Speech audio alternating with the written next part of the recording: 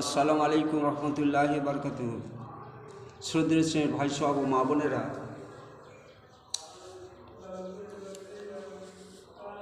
বিসমিল্লাহির রহমানির রহিম, আলহামদুলিল্লাহি রাব্বিল আলামিন। সমস্ত প্রশংসা আল্লাহ সুবহানাহু ওয়া তাআলার জন্য।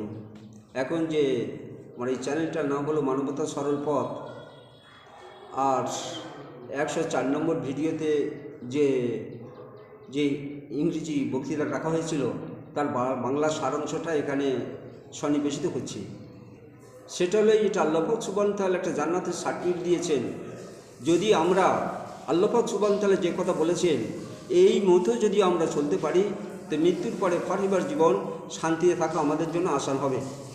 আল্লাহ পাক সুবহানাহু ওয়া তাআলা সূরা সাফের মধ্যে ঘোষণা করলেন যে ইমানদাররা, তোদের একটা ব্যবসার কথা বলবো, সেই ব্যবসার পুঁজি লাগাবি, তোদের জান আর মাল নিয়ে আমার রাস্তায় বেরিয়ে তোরা মেহনত করবি, করে আমার আর আমার নবীর ওপর তোরা ঈমান আনবি।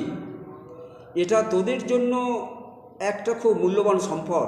যদি তোদের বুঝে আসে তবে এটা জেনে রাখিস, আমি আল্লাহ সুবহানাহু ওয়া তাআলা যারা এই কাজটা করবে তাদের আমি খুশি হয়ে রাজি হয়ে সমস্ত রকম